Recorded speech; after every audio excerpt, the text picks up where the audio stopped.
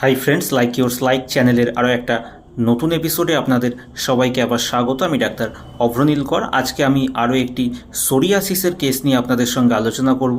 এর আগে আমি অনেক চর্মরোগের কেস এবং সোরিয়াসিসের কেস আপনাদের সামনে তুলে ধরেছি এবং কিভাবে তার চিকিৎসা করেছি, কোন মেডিসিন প্রেসক্রাইব করেছি, কেন প্রেসক্রাইব করেছি, সেই সমস্ত বিষয়ে আলোচনা করেছি।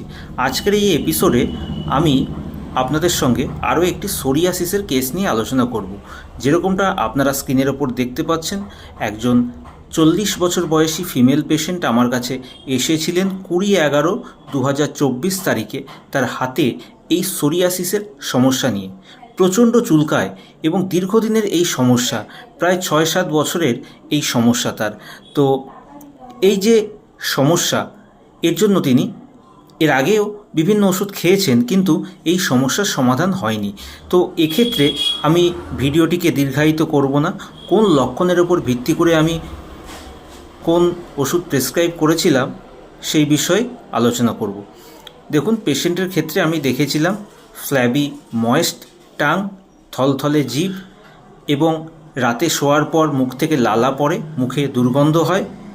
এরই সঙ্গে তিনি আমাকে বলেন যে প্রচুর তার জল পিপাসা আছে এবং রাতে বিছানায় শোয়ার পর এই চুলকানির সমস্যা বৃদ্ধি পায়।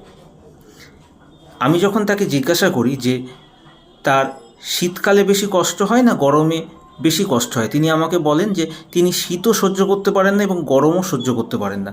তো এই সমস্ত লক্ষণ দেখে আমি তাকে প্রাথমিক অবস্থায় প্রেসক্রাইব করি মার্কসল 200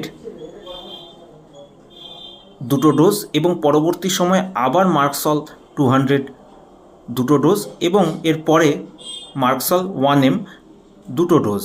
এবং আজকে আপনারা দেখতে পাচ্ছেন 2/4/2025 তারিখে তিনি যখন আমার কাছে এসেছেন, তার এই সমস্যা প্রায় নেই বললেই চলে। এখনও তার চিকিৎসা চলছে।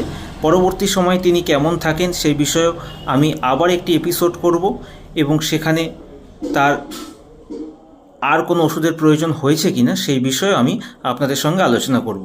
তো আজকে আরও একটি সোরিয়াসিসের কেস নিয়ে আপনাদের সঙ্গে আলোচনা করলাম। এই বিষয়ে যদি আপনাদের মনে কোনো প্রশ্ন থেকে থাকে তাহলেও আপনারা আমাকে হোয়াটসঅ্যাপে মেসেজ করতে পারেন বা কমেন্ট করতে পারেন।